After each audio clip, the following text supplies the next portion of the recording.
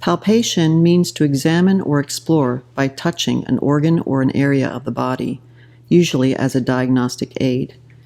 It is an art and a skill which involves 1. Locating a structure, 2. Becoming aware of its characteristics, and 3. Assessing its quality or condition so you can determine how to treat it.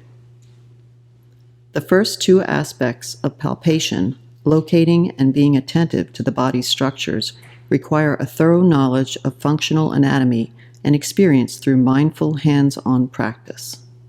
This is the focus of Trail Guide to the Body. Assessment, the third aspect of palpation, is a vast subject requiring a book of its own.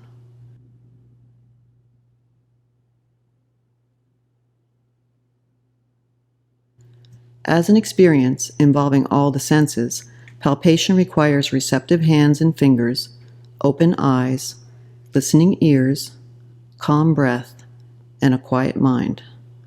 As you explore the terrain and texture of the body, be sure to bring along all of your sensing tools.